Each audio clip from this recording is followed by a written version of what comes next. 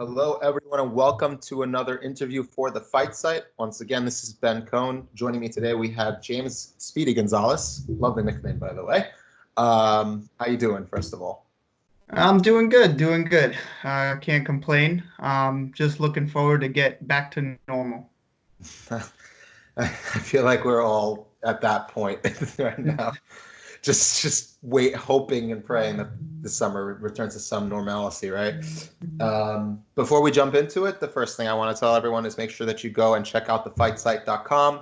Treated to a plethora of phenomenal articles, fantastic breakdowns, the analysts, the writers. It's all top notch. Trust me, you will love it. Make sure you check us out on the Fight Site at Patreon. You could support us directly. There are different tiers. You get access to the Discord channel where you could talk to other like-minded fans and us as well. You get access to specific podcasts that are not available to the public, special interviews. You can even do scouting for you. There's tons of extra content there. Definitely sign up and support us at the Patreon. Make sure that you subscribe to us on YouTube, like, comment on the videos. It always helps us. Share it with your friends, and definitely give us a 5-star rating on Apple, Stitcher, and Spotify.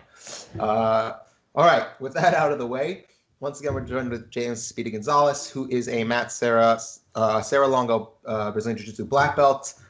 Currently, you are, I believe, 6-3 in mixed martial arts as a pro. You have a more extensive amateur background than a lot of other fighters.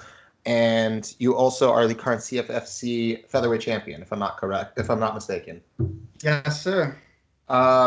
First off, I urge everyone who has Fight Pass to go check out your last fight where you hit, I guess we could call it the mirror lock. I'm not sure if that's the official name. He hit it for real. And you also messed up the guy's arm, similar to what Mir did with Pete Williams. That was awesome. I feel bad for him, but that was incredible. Well, it was the best case situation injury for him. I heard from the president of CFFC that he just had a dislocated shoulder and elbow. There was no tears in tendons. There's no breaking of the bone. So, like, that was like the best of a worst case scenario for him. So I'm happy that it wasn't as bad as we initially thought. And I'm sure I saw that he's already hitting pads and back to training. So happy to hear that for him. That's good. I'm glad to hear that. Definitely, the sport's hard enough as is. Hopefully, I'm glad he Yeah, it doesn't have looked any pretty last. gnarly as it was Oh, happening, for sure. I was watching you do it, and I'm like, oh, that's not. Arms don't bend that way. That was Yeah, I amazing, know. though. Okay, so let's start from the beginning. How did you get involved in martial arts? Was it something you've been doing your entire life? Something you got into a little bit later? Tell us about your story. Well, my first exposure to any kind of MMA fighting was I saw actually WEC first. I think I was like 15 at the time, and I was watching Versus on I think it was on Versus Network or Fight Network or Yep. something, and they had the Versus. WEC championships. And my first fight I saw was Benson Henderson versus Donald Cerrone, and like that was a great they had some great fights together, and like that really got me into it. And then I decided on like my 20th birthday I was going to start training jiu-jitsu. I went to Matt Serra's gym in Huntington, and I was like, this is what I want to do, and I just stuck with it. Initially my journey was just jiu-jitsu. For the first 4 years I was really just focusing on like grappling tournaments and everything like that. But then like I really started getting comfortable, because I was training pretty much full time. I started doing some striking and everything, and I was like, oh man, I really want to go shoot for this MMA career, because since I was younger, that was initially what sparked my interest, was the MMA. But I'm happy I got sucked into the jiu-jitsu at first, because it gave me the comfortability in the cage that I get to use throughout my pro and amateur career of jiu-jitsu. Like it's really good to know that if the fight ever goes to the ground, or if someone ever grabs me, I can handle myself there. So I owe a lot to jiu-jitsu for that. And then once I started fighting, I got addicted to it. I had eight amateur fights. I won three titles, amateur, and then I got a short notice call for a Ring of Combat fight, and I lost my first fight. Got my ass kicked pretty good, but after that I went on a 4-fight win streak, and I fought for titles before this against some of the top guys in the Northeast region, like Mike Trezano and Bill Algio. And these guys are on the bigger side of the 145-pound division. So I've always had tough fights. And then, with the lining up of the stars, I was just ready and on it for to make weight pretty quickly for this past CFFC thing. And I was able to just show up and perform for that. So from just having a little thought of it when I was 15 to really committing to training when I was 20, I just stayed on the path and I haven't veered off of it. That's awesome. While we're on the topic of your who you fought, for those who don't know, Mike Trezano is currently in the UFC. I believe he just had his first loss, but he was 10-0 or something like that. Yeah. He beat Violent Bob Ross pretty handily. So he's you those guys you fought are no joke, and like you said, he's a bit on the bigger side of featherweight. And to that point, the next fight after the fight with Algio, I think that's how you pronounce it. Yeah. You dropped to bantamweight, actually. Yes. So Oh, I'm sorry. So basically, what happened was I was actually supposed to fight for Bellator in New York, but the fight got scrapped. I got staph infection really bad, and I had a fever, and I didn't make weight for the fight. And I kind of felt like really crappy about that. And I was like, I know I can make 145 very easily. And, a lot of people were saying, oh, this guy had opportunity, he didn't make weight, whatever, this, that. And I wanted to just make a point because I know that, I'm not the leanest guy at 45, but I was like, I'm going to put the hard work in. I'm going to make 135. I'm going to make a point. There's no way that I cannot make 145. That was just because I was sick, and I performed really well. I got a TKO stoppage of a high level rising contender in the 135-pound division at CFFC, and I showed that I can make the weight and perform at that weight. And then basically right now, what I want to do as just to keep my options open and have more opportunities is I'll take short notice fights at 145. And I would like to, compete at 135. But if there's an opportunity, like either for big money or for like a very well-known organization like the UFC or Pride or even Bellator again, I'll fight at 145 short notice because I can make that weight very easily. And if they want to give me an opportunity to show and fight guys closer to my size or the weight class that I want to commit to, like 135, I can do that with a full camp. So that's what is going on for that.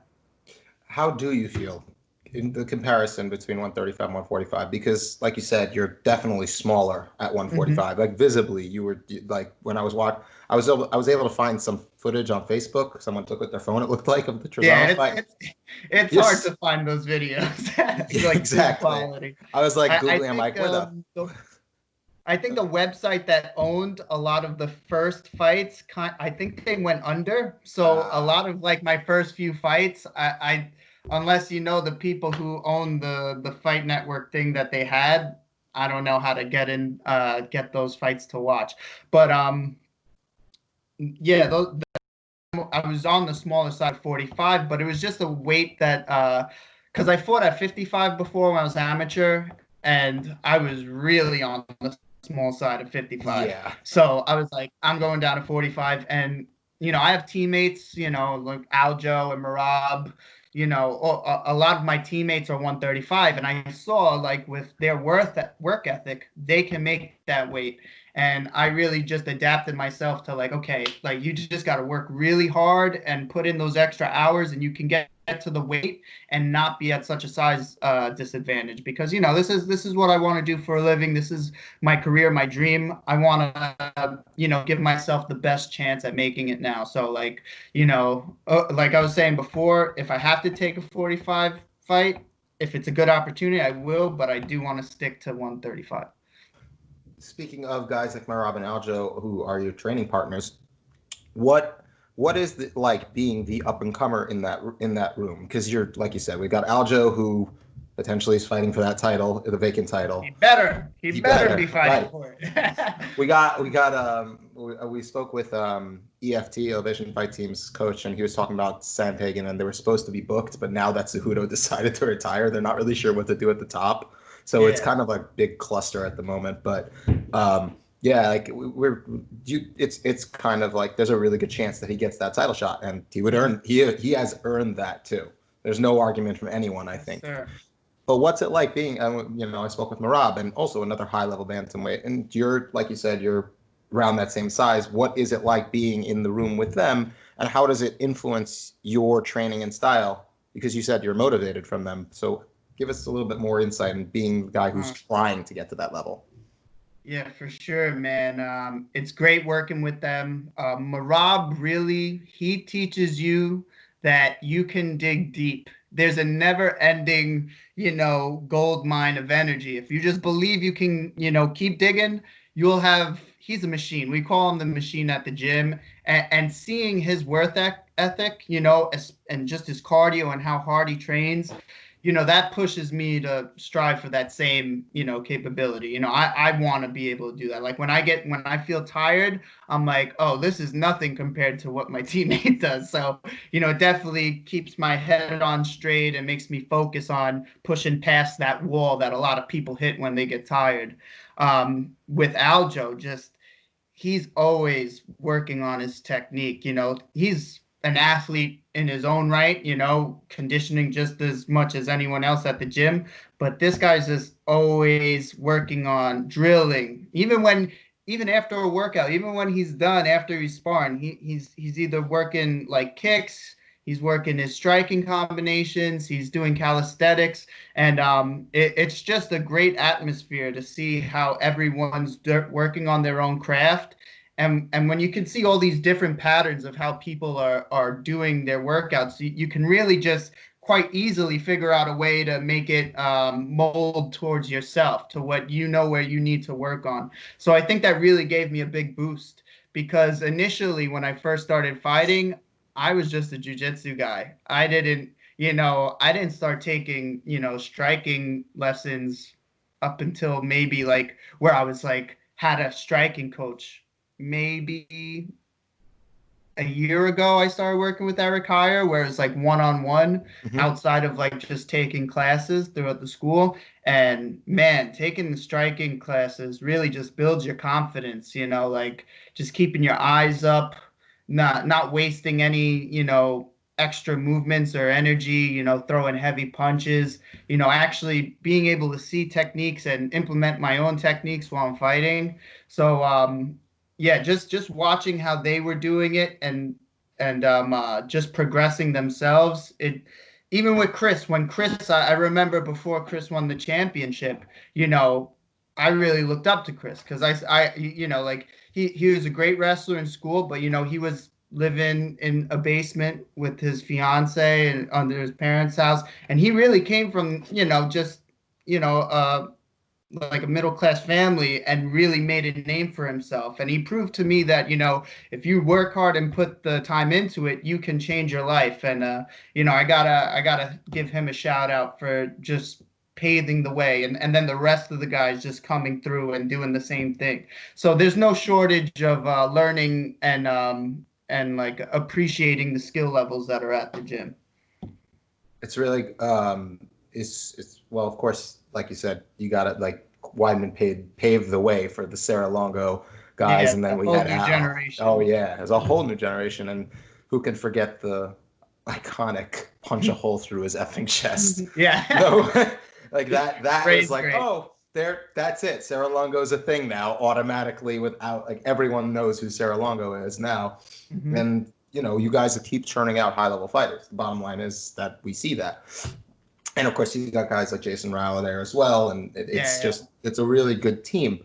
My question also is, like, we look at the different fighters that come out of there, Marab, Sterling, Matt Favola, Chris Weidman, Ali Quinta, you guys are they're like, none of them have really similar styles, like, especially because they're all from different backgrounds. You have Marab from the Judo Sambo, and Sterling and Weidman are both wrestlers. Ali Quinta also wrestles, and you're a jiu-jitsu guy, and Frivola, but like your striking styles never really there's certain similarities, but for the most part, you seem to all kind of go different routes. Is that something that is encouraged at Serra Longo, like do what you're comfortable with and then we'll work from it there? Or do they give you at least like a mold, and then after you're good enough to break out of it, you do? From what I've noticed, it's let's make what you're good at better. We'll fit from what at least with what I've seen with Ray, like he'll watch how people work and then he'll kind of figure something out to match their body's type and their style already. Like if there's something really wrong, he's gonna fix that. But like he always kind of adapts his teaching to that specific individual. Because like I've seen him do puke drills with we got another up and comer, Dennis Bazooka. He's a monster. I don't know if you've heard of him yet, but he's gonna be crashing on the scene too. I've seen him do puke drills with all the fighters there, and it's never the same thing for each guy. Like he knows that some guys have better dexterity in their hips. Maybe some guys are more wrestling focused or shorter or taller, and he really like finds a way to incorporate different techniques to work with everyone's specific body type and their style. He's a great coach. And then we got Eric Heyer, who really, he's fun to work with. He works really fast, and like he'll get you to work on specific combinations that you can actually use. Because I know there's some guys who will do like that pad work where it looks fancy and nice on camera, but then when you try and implement it in an actual match or sparring or even in a fight, it's not going to be like that. So they're really good at figuring out that leveling point with each of the fighters that they work with. So let me ask you, what kind of style do you feel that you're gravitating to? Do you feel you're more going to be do you feel that you're more gearing towards being, I guess, a proficient pressure fighter like Chris Weidman was, a counter puncher with big power punches like Al Jermaine and Marab, who have this very high volume, aggressive kickboxing? What kind of style do you think, or your own thing? What are you really gearing toward? Well, I wanna be the guy. Well, because I don't want to sound like I'm gloating or anything, but because my jiu-jitsu is so good, I really want to work on turning guys into wrestlers. Like I don't want to, be the guy who's always shooting, trying to get the fight to the ground. I want to do what Nate Diaz does, where he just walks guys down and beats them up until they want to get a hold of him, and then the takedown's easy, or let's turn it into a grappling match, So I really have been working on my hands and just my stand-up striking to where I can beat up a guy and kind of force him into my game instead of chase a guy and force him into my game. So I want to be more of a forward-moving pressure fighter, and then that will just lead me into cornering off guys. And then if I want to take the guy down, I can. But it's nice having that comfortability on the ground, because you can really commit to throwing your punches without having to worry about, if I throw this hot head kick, maybe he takes me down. Take me down. I want to be there anyway. So that's what I'm trying to implement into my game right now. It's just forward pressure, striking, and turning the guy into a wrestler. Are there any guys that you do study a lot? Not necessarily even at your gym, obviously. A lot of fighters watch fighters, or are actual fans of the sport. Some fighters aren't. Are there guys who you look at and go, that's a person who, that pressure game I want? Like a guy like RDA, for example, famous pressure fighter coming out of Cordero. Or are there people like you just like, I study the hell out of those guys? I would say more I have just like favorite fighters opposed to guys I want to actually emulate. Besides my teammates, like I more get inspiration for them, more opposed than I want to, absorb their fighting style. So like their work ethic and then stuff like that. And then I want to mold my own fighting style. Right. Because as soon as you start trying to do what other people do, it kind of takes away from you learning how to do what you do, what you're capable of doing with your own body. And I see that sometimes it takes away from fighters. Not that it's not a good thing for some people, just in my case, it doesn't always work for me that way. I'm more of a hands-on learner and like try it and then figure it out opposed to there. But besides that, I just get pumped watching fights. Like maybe I'll see something in a fight and I'll be like, oh, I'll try that. But it's not so much, oh, I see this fighter, I want to emulate him. It's more of, oh, I saw that technique. Let me see if I can implement that particular technique into my, my armory of stuff, opposed to, oh, let me be more like this guy. Okay. That makes perfect sense to me. It's more just like be your own fighter, but you could pull from the people you're watching, and that way you can better your own game while also keeping yourself in that game as well. Sure. With that, I kind of want to pivot to your jiu-jitsu, because we've spoken about your development in striking, but your jiu-jitsu is first of all, I love the way you chain submissions. So I want to talk about that. How did you know, it makes sense actually. You say you want to be an aggressive, come forward style. I don't think anybody could watch you compete in jiu-jitsu and say he's not an aggressive, submission-oriented, chain submission guy. How did you become? Because I train at Marcelo's. I'm not a chain submission guy. I'm very much I'm gonna pressure pass and just try and grind on you. But what made you gravitate to that? Is that really just your personality, where you just want to just go, attack? Well, it kind of turned into that. Initially, I think jiu-jitsu was a great learning tool for me how to deal with. I'm claustrophobic. I don't like being held down in like a position. Like if I'm trapped underneath something, I'm gonna do whatever I can to get out from underneath that. It's not even me like now I have a better way of dealing with it in a more calm and technical manner. But just instinctively, like that's how I got really good at, that constant attack, pressure, movement.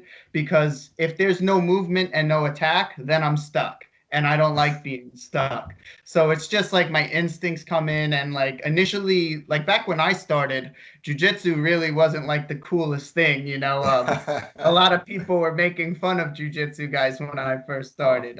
I'll admit that when I first started, I've gotten into a couple of YouTube comments things defending jiu-jitsu from people when I first started. But I was usually the smaller guy at class, because most of the people who did train when I first started were either bigger than me or, a lot smaller than me. So, I was always put in bad positions. And I think because I was always in bad positions when I first started, I got a lot of experience dealing with them constantly by bigger, stronger, faster, more technical guys. And I just got comfortable in the chaos, So when you've seen me compete jiu-jitsu tournaments, like I hate staying still. I like just trying to go in there. If I can finish fast, I'll finish fast. If I can just, out technique a guy, I love, especially since they're recording it, I love putting it on video, because then not so much for the world to see, but more so, hey, you can do that, James. You have to practice that, because sometimes when you're training, especially if you don't always have a camera on, you can't exactly see how you do stuff, so you got to kind of commit it to memory. But when you're competing at a tournament, especially at like a Combat Jiu Jitsu or EBI, that shit's on the internet. You're going to be able to see that and practice that. So I try and take advantage of those opportunities when I'm on camera to really just go for broke and go for everything. But leg work drills, man, they're the best. I don't know if you say you train at Marcelo's, but like on your back, you get that knee shield, you throw the leg over, and you just keep working back and forth, switching your legs from that inverted position. And that's initially how I really got good at, attacking from everywhere. It was just doing leg work drills. Well, that game is actually my kryptonite. So there's just a lot of there's just some PTSD coming through right now. It's okay. Yeah. Yeah, I'm like the most like stereotypical like my guys, my instructors are Marcelo Bernardo. It's sort of all I got, you know. Top pressure passes or Exactly. bottom butterfly. I hear you. Exactly. So speaking of your style, you know, you come from that Serra Longo style. A lot of guys there are fantastic at leg locks too, and I watched you work, and I was watching specifically.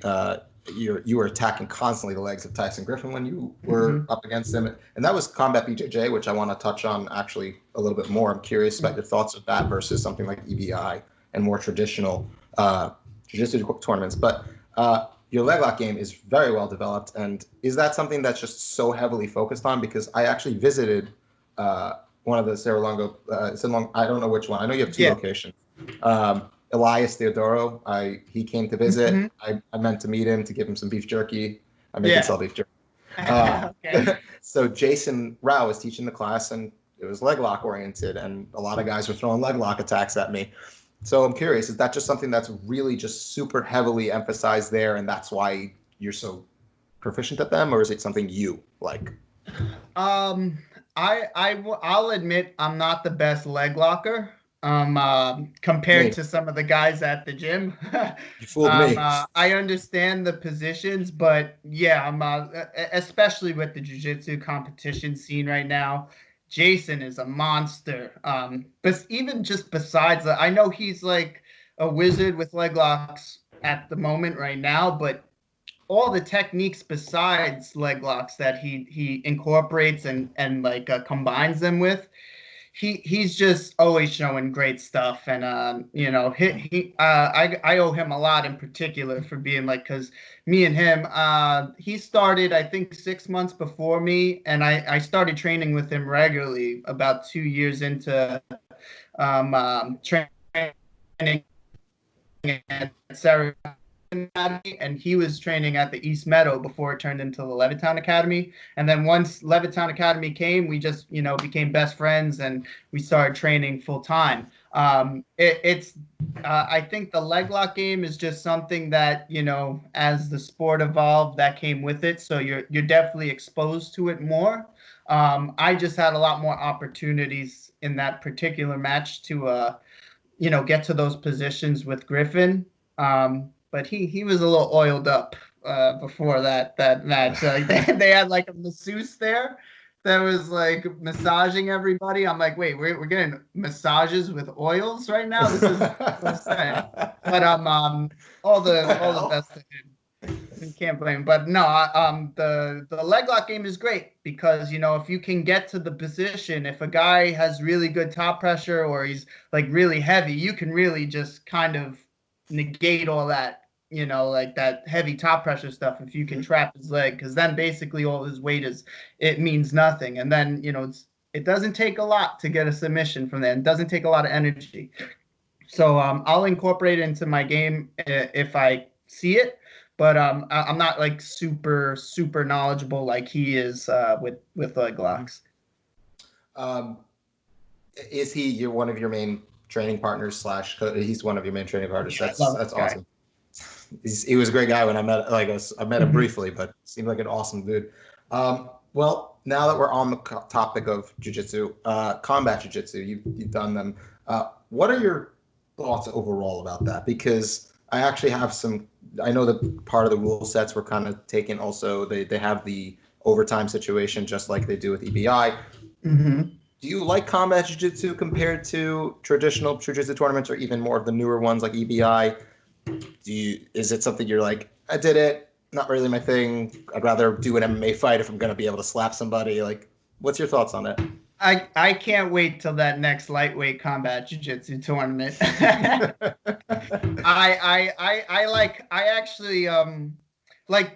don't think the EBI is like around anymore. I think he went away from EBI and went straight just combat jiu-jitsu, because it's, you know, it's very original in its own sense. So you're still getting jiu-jitsu. You're just getting jiu-jitsu with guys slapping the hell out of each other, you know? I think that after the last time they were talking about adding up kicks, you know, because there was an issue with guys just standing over guys and slapping them and not engaging. So like if you add the up kicks, they can't just stand over you. They have to like initiate with you to keep the kicks from coming. But I don't know if they're doing that. I wouldn't mind, honestly. Yeah, I like the combat jiu-jitsu because, you know, there are times where especially when you're competitively rolling and maybe a guy's giving you a good like grinding frame or something, and you're like, okay, like, you know, slap him a little bit, and it's fun, you know, like, I think it's like a cool way of doing jiu-jitsu because there is less stalling, to be honest. Like there's not as much unless the two guys are just standing up and not engaging, you know, it's a separate story. But guys are more willing to like jump in guys' guards if they know they can slap them, and you know, and you know, also some guys aren't used to that, so they can be black belts, but maybe one slap turns them into a brown belt or whatever like that too. So I think it's a good balance and it's fun. I'm looking for it. I've talked to Eddie before. And I was like, hey, man, next 155-pound tournament you're doing, get me on it because I love that shit. It's the best. That's awesome.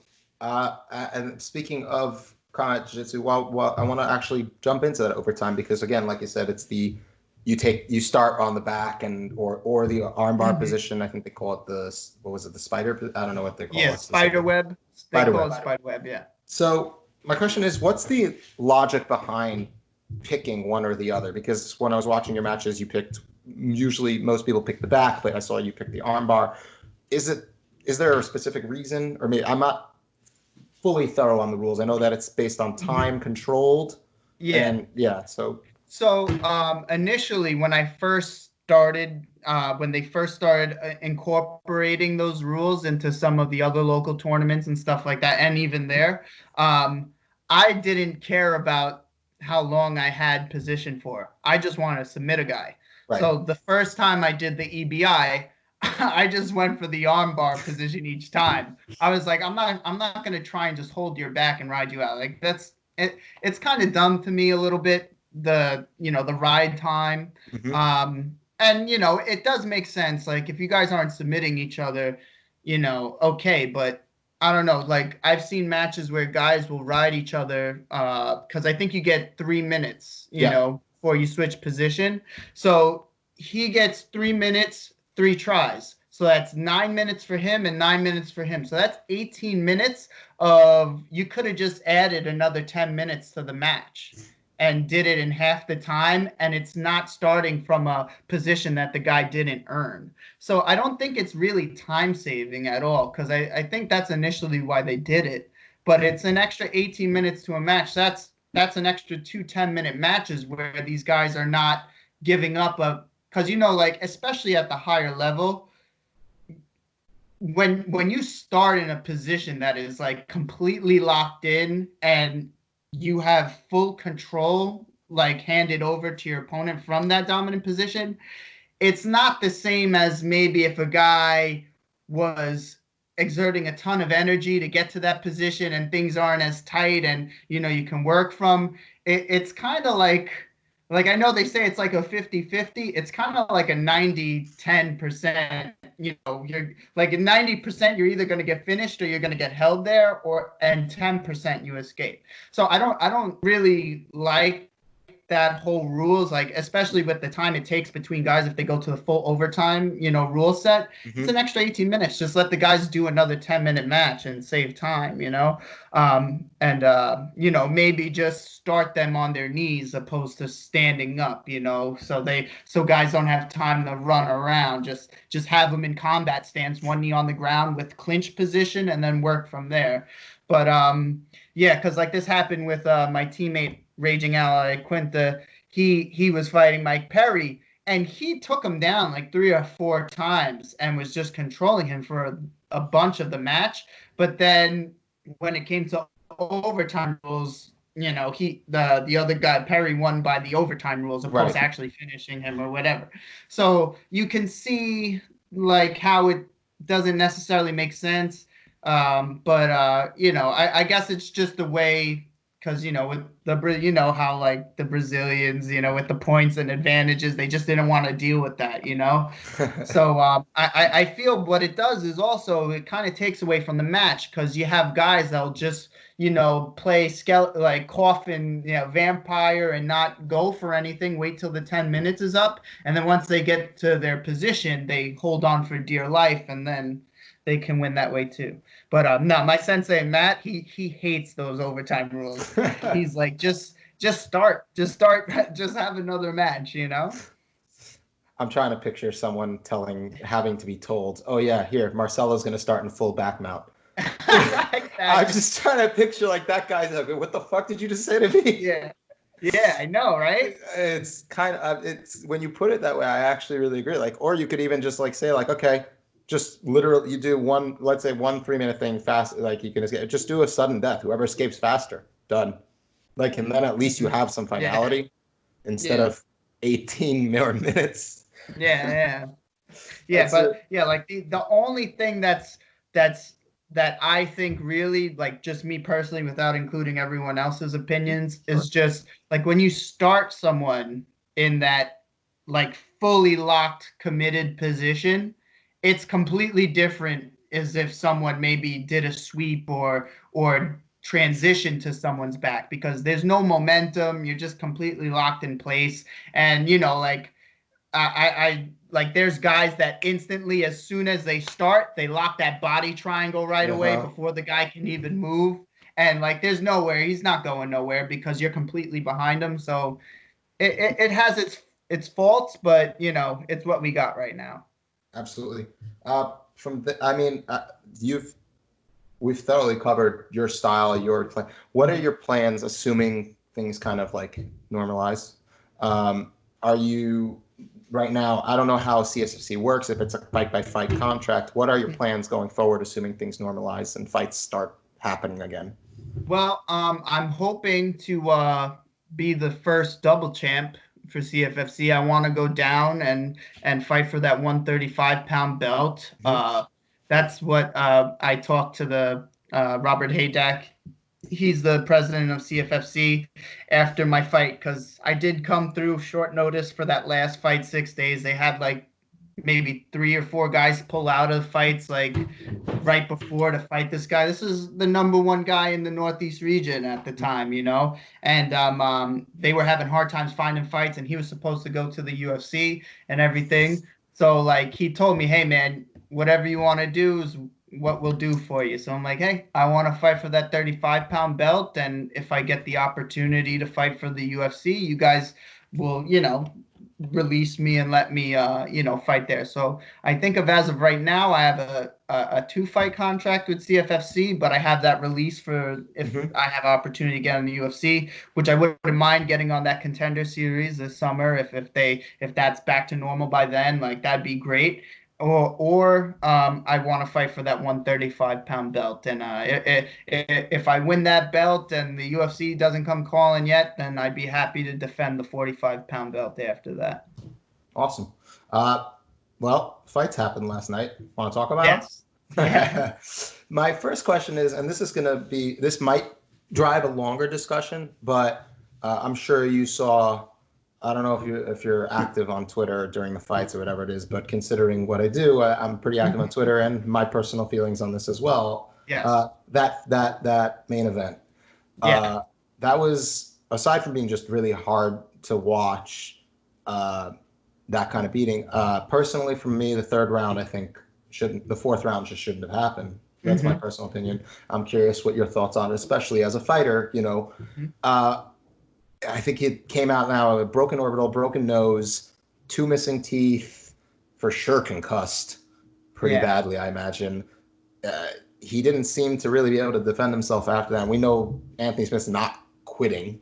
Yeah. So what were your thoughts watching that? How did you feel as both a fighter and a fan? Do you think it should have been stopped earlier than it was? If yes, how much earlier? I look. First off, I want to say is, if this isn't even for a title and they're letting that happen, my heart goes out to Dominic Cruz because he only had 2 seconds to go for that to the next round, and he was getting up, and that ref stopped that fight. I'm like, bro, this guy's been out for 2.5 years. 2.5 years. He's fighting for a title. You know, like, are we not like there is a point where, as being a fighter is, you know, the risk you're taking. You know, like you and also when you're putting yourself on the line like that, you know, you have to be safe, but also don't take it from me. Like I worked so hard to get here. Let me get my ass beat and let me lose decisively, opposed to, you know, this two seconds left. Like, that must have been just Gutting. terrible for Dominic Cruz, especially against Henry Cejudo with all his cringy bullshit and all the shit he was talking and the silliness he was doing. Those pillars. But I think that fight should have ended when Glover Teixeira first put him down. So like that first, when he first put him down across the cage, I think that if Glover, instead of started trying to go to choke him, maybe he could have hit him. But I'm like, compared to the Dominic Cruz fight, that fight should have been over from the first knockdown, because he did hit him like, I think 12 times, not as fast and like that, it's like heavyweight was going on Cruz, but like he was like not in there. And then like he never recovered from that. He was just on autopilot for the rest of that fight. And you know, Anthony Smith, I love his style of fighting. And I think this is one of the fights for like there being no audience.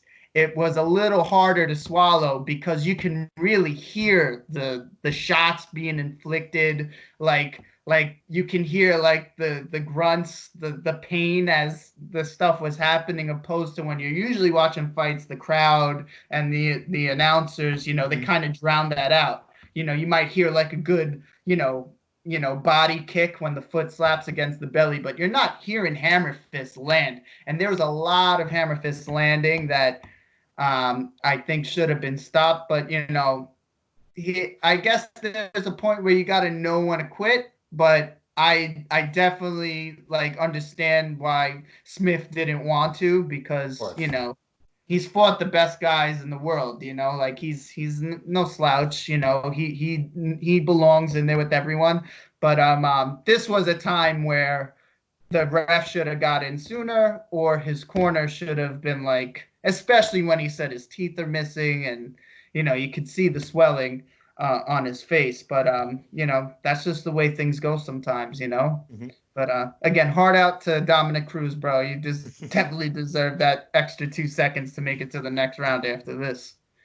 Definitely staying on this for a little bit, because it's not, that particular camp has had criticism for, I believe, the Thomas Gifford fight also. I don't know if you remember that fight. That was it was pretty bad. I don't know if you want to Google it. I think his name is Thomas Gifford or something like that. He was he got, again, shout out to the literal physical toughness, but it was a similar situation where he was on autopilot and the fight should have been stopped. And what is I'm curious, because right now we have a pay system of you know, show and win, right? And when you're talking about doubling the purse to win, that gives it, and these coaches and this gym gets a cut of every paycheck. You're talking about half the money, or twice the money. Is that something you really think is partially an incentive for for a lot of the MMA corners specifically? Because in boxing, we do see that they throw in the towel, even if the fighter's not necessarily getting rocked every second, but just feel they have no chance of winning. But MMA is so different. We never see that. Trevor Whitman, I remember, is the last one I could think of who stopped the fight for Nate Marquardt. But is that an issue? Part of it? I think the reason why we see it more in boxing with the towel throwing is because it's really a one-dimensional, like boxing is its own masterful kind of, you know, I don't know, sport in its own. But like it's you don't have a bunch of other tools you can use against a superior boxer. You only have boxing. With MMA, I can see how, you know, maybe reserve the towel, don't throw it in, because okay, he maybe be getting outstruck, but maybe he shoots in, takes the guy down, and he can change the completely, different he could change the outline of the whole fight. But boxing, sometimes it's just clear that a guy is so much better with the hands that you can be like, oh, there's no way he's going to overcome, because there's only one way he can overcome, and that would be to out technique the guy who's kicking his ass. And sometimes it's very apparent that it's not going to happen. But with MMA, because there's so many different things that can happen, it's kind of like gambling. It's kind of like, oh, maybe I can roll sevens or something. Like that submission could come, or that head kick can come, or that knee to the body. Like there's so many ways to win the fight that stopping a fight could kind of feel like you're cheating yourself. I think if it was more apparent, say maybe a corner would have an easier time throwing in a towel, is if, okay, my fighter's losing in the boxing, he's losing in the kickboxing, he's being out wrestled, out jujitsu'd, and out everything. Then I think maybe corners would probably have an easier time throwing in the towel. But because sometimes you get maybe one-dimensional, two-dimensional fighters that are really good at maybe boxing and wrestling, or maybe they're really good kickboxers and have good wrestling defense, there's just too much going on to know that your fighter can't come back in a way. But I don't know. I think that's I think that like a towel probably shouldn't be thrown in the middle of the fight. I think it should take place during the 1 minute break when the fighter can go back to the corner and talk. Like I remember when the Anthony Pettis fight, when he broke his hand and he was fighting Tony Ferguson. It was a very competitive fight, but his coach was like, "Look, man, if you can't throw that punch, you're not going to be able to deal with this guy and hurt him back. So let's just call it off." And yeah, it kind of sucks that the fight got stopped, because it was a great fight, but it was ultimately a decision that was made by both the fighter and the cornerman, opposed to maybe just like I remember the Raquel Pennington fight where she was begging her corners not to go back out there, and then they just sent her back out there.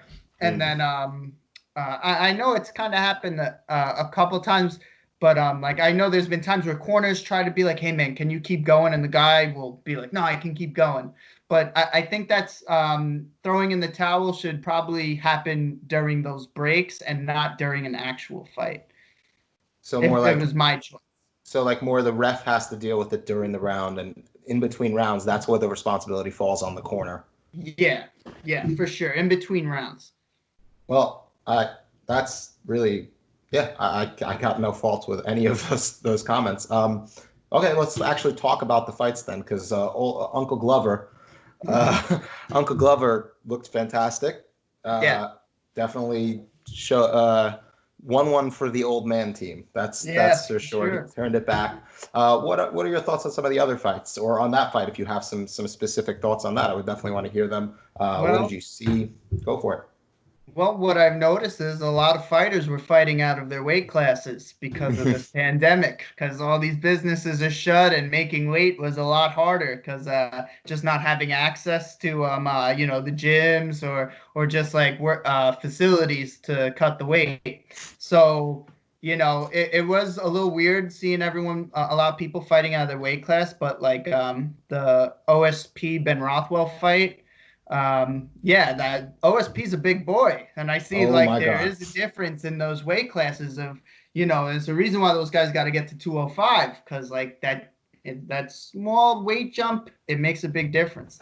One thing I would really like to see, and I know might be a little controversial, but I think that we need to start allowing kicks to grounded opponents, or knees to ground. And like, I'm not biased. I'm not a striker that's saying, or a wrestler, like my background's not wrestling, like, oh, I want to soccer kick this jiu-jitsu player. I'm a jiu-jitsu player, and I want a guy to be able to kick me in the face, if I'm on the ground, because it was very apparent in that OSP fight when Ben Rothwell had him in that front choke against the cage. If he was allowed to throw knees to his head, that either OSP would have gotten knocked out from the knees, or he would have had to defend the knees, take his grips from defending the choke to defend the knees, and he could have got finished that way. I think The only stipulation is just head stomps and maybe dropping a knee from a 12-6 position. But I would love for the UFC to I think it would take care of stagnant positions and stalling completely from guys on bottom or top. Say from the bottom side control, if a guy is being held on his back and you can just on your back throw knees up to a guy's head, like you can totally get out of that position. And the same thing for the guy on top. If the guy is just kind of trying to recover and hug onto you, you can throw knees to that position. Or if a guy is trying to pass your guard, you can just up kick him. Like I feel terrible for Anderson Silva when he kicked Yushin Okami the first fight, and like that wasn't like a win for him, because that was just beautiful. It's like, no, you can't just sit up and stand and look to choose your shots. You have to commit or you're going to get kicked in the face. And I would love to see him take the pride rules to it, because, especially after what we saw in the main event, I feel like nothing needs to be held back anymore after that. It's like if we can get brutal like that, we can get brutal with knees and kicks to grounded opponents already, because that will take all of like that hand touching crap out the window. There's no excuses for it no more. There's no more, oh, we have to stop the fight and call this because of this guy was breaking a rule. Mm-hmm. So I think that would help fights be less stagnant in my opinion. After the OSP fight, what was it? I love the Morales fight against Benitez. That was awesome. Those guys going at it. Yeah, Benitez moved up. Guys, Benitez moved up for that one too. And that I was surprised, because I remember Benitez fought at 45, and Morales is a big 55er. He's he's not a small Huge. 55, and like that's another thing I was talking about, like the pandemic. Definitely even Ray Borg. The size difference between him and Ricky Simon, but oh man, Ray Borg got some hands, bro. What a goddamn fight, man! I was shocked the power he was able to throw there. Like Jesus, speed was nuts. His speed, like Simone is a fast dude, and Borg was like just unbelievable. And I was a little annoyed. I'm like, at the end of the fight where he just lands like 6-8 punches in a row. Just completely outboxing Simone, and just like, where the fuck was that the whole fight? Who were you waiting for? Yeah. Like he had his moments, but Simone's I don't really care for him too much. I think Merab beat his ass and made it to the end of the bell. Even with being paralyzed, he still made it to the bell. They put him through that. Like that ref, I swear to God, those two refs. They like, imagine that. Imagine being 1 minute away from winning a fight, getting spiked on your head, and surviving having your head ripped off for a whole minute to the end of the round, and then they take that win from you after you went through hell like that. That got to be the most terrifying things, to have no control over your arms because you have a stinger in your neck. And then they took that, and I really hope Simone takes the fight with Merab. Merab's been calling for that rematch for a long time, and I think he's scared. So I hope he hears that, Ricky Simone. If you don't want to fight Merab, I'll fight you. I'd love to, if you're scared of Merab, I'd love to fight that dude and bring it to him. Dude, when I interviewed him, like, Merab is the nicest guy in the world outside the cage, and I was still scared of him. So I can't say anybody shouldn't be, because Merab is terrifying in the most sweet and genuine way possible. Yeah. And it's actually like I was also thinking, like, when that fight ending, it's a TKO loss. Yeah. Which I was like, okay, if you're gonna say he lost, it's a technical submission. What the hell is the? Yeah. It's just a weird. Even my fight was declared what's it called? Injury.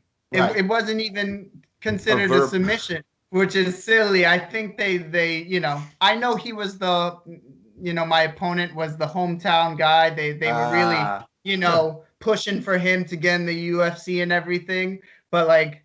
They, a little bit, they're not pushing me as much as I think they should for that. But, that comes with it. What can you do, But, man, what can you do?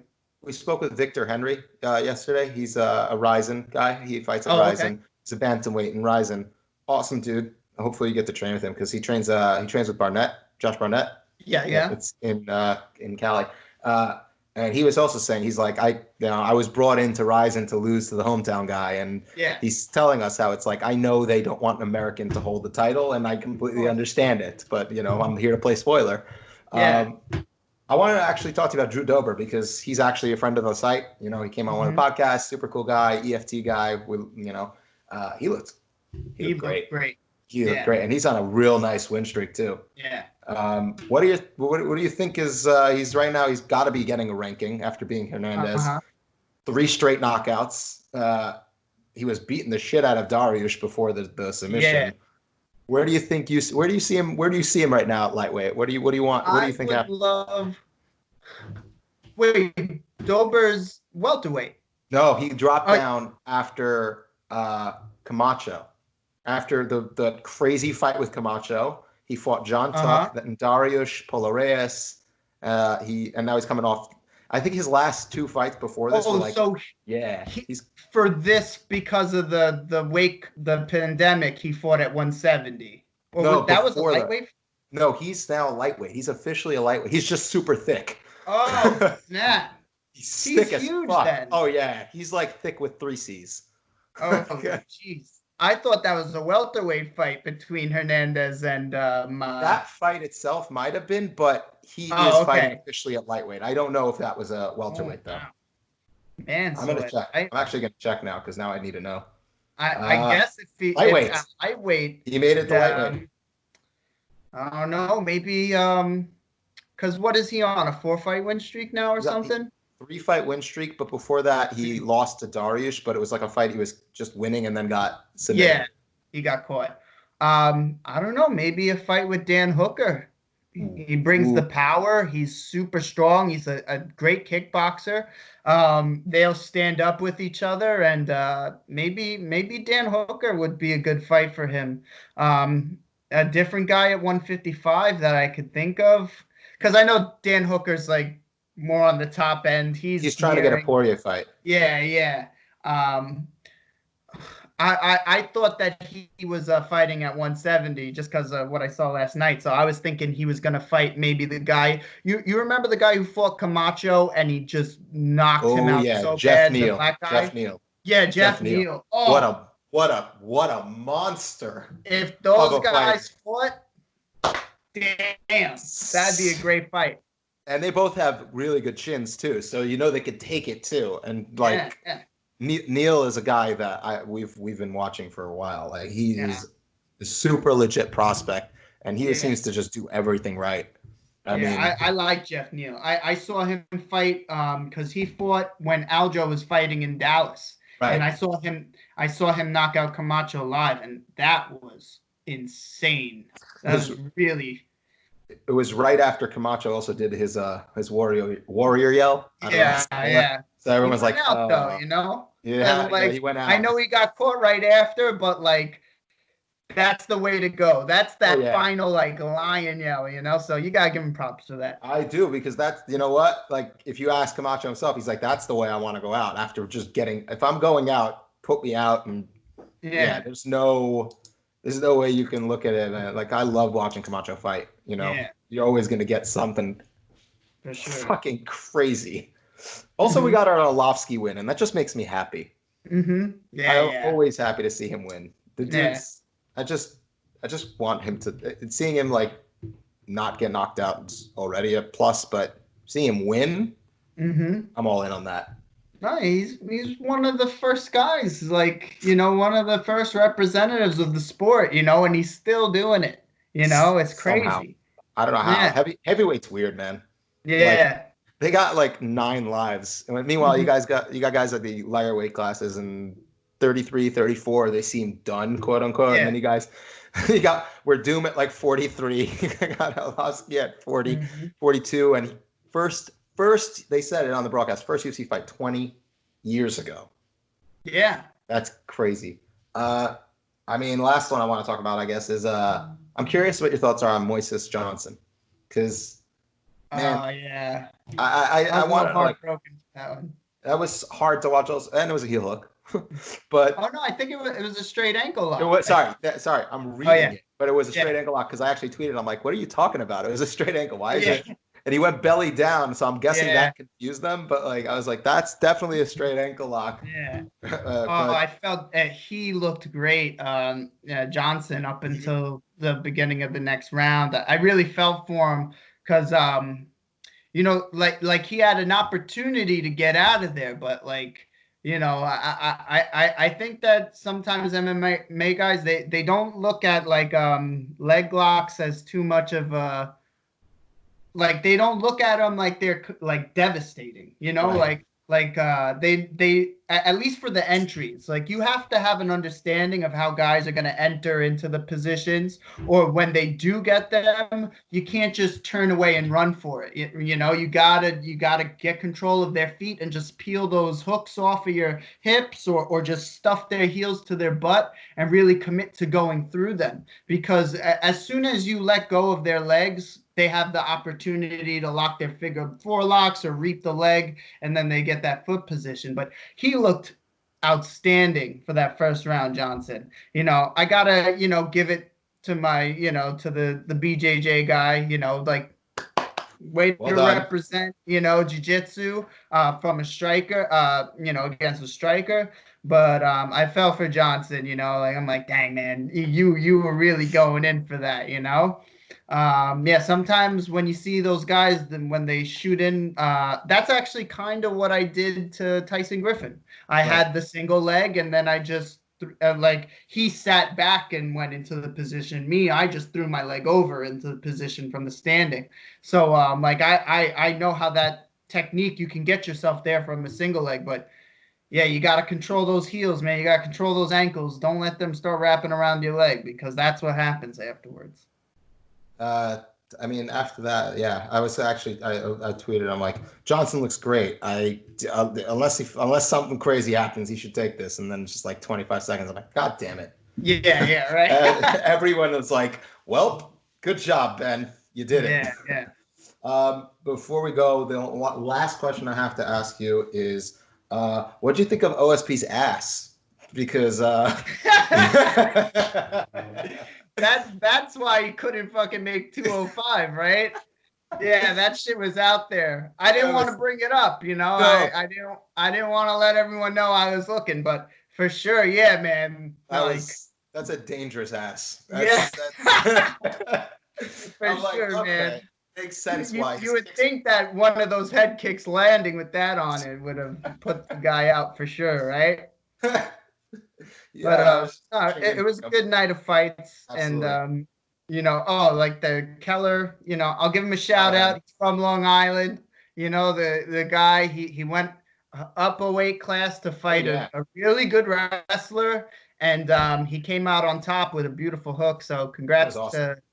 to Keller, That Long reminds Island. me, I got to message him because he did tell someone who was talking to him like that I'm supposed to message him to talk to him also. So thank you, because I almost forgot. James, this was awesome. I mean, I really appreciate you coming on. Before we go, I definitely want to make sure that you shout out any sponsors, any that you want to just give a shout out to, anything you want to plug, follow you on Twitter, Instagram, whatever you got, please.